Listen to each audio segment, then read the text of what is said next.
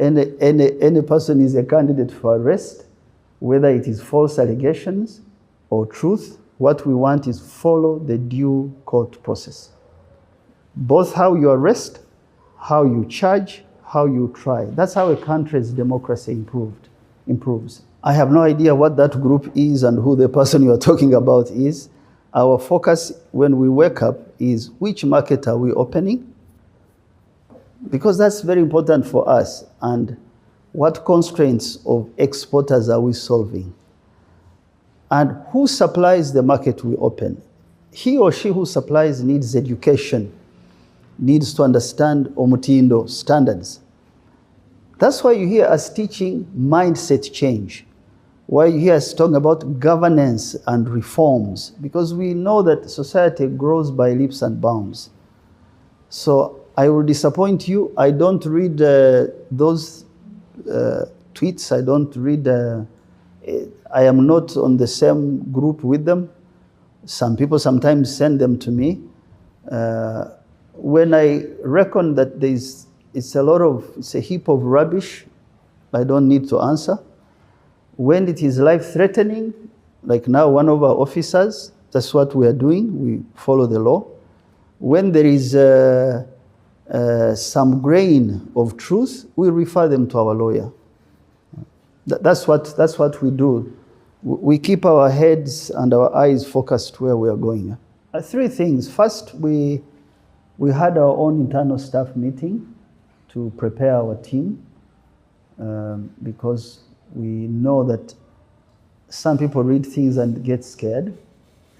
So we've had our own internal preparations, and we will continue to strengthen those preparations on safety and security of each of our staff members. If anybody has a criminal record that we don't know, we will follow the due process. There's a way you arrest someone. There's a way you investigate a case. We'll support our staff if it has something to do with Paceid. If not, we don't worry so much. Number two, what we do is not theory. We sign agreements. Those local governments that give us land go through the due process of local council sessions. They sit, they say, we have heard you want to create a place where we can dry some products, we can chill some products, we can ship. We want it here. So we are prepared in a council resolution minute to give you this land. And then we bring our lawyers, our administrators. There's a due process. Now, people should not be scared by someone saying that has ended. No, there's a legal, even cultural process. You disengage in our country. You don't wake up and say, no, I've left because someone has written a message. So we emphasize the relationships we have should also be structured, should be put in writing. The third one is that we are regularly, daily in touch with the president, who we elected, who we saw in recently, who appointed us. And I have had a conversation with him. I will ask him to speak to this issue. So Paceid is not a private entity. It's not even a private entity. You don't wake up and say, staff, no more business now, go home. You have to pay their salaries. You have to pay the landlord. Yeah? So please ignore these things. Our work continues, even if there may be obstructions or perceptional problems. We take those as very good stepping stones for our own growth as leaders. You heard Matthew came as a boy. Now he was heading this institution.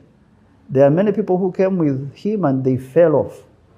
And I see some of them in social media. They fell off because they did wrong things. Matthew listens, took in our teaching, our ideology, supports the president's work.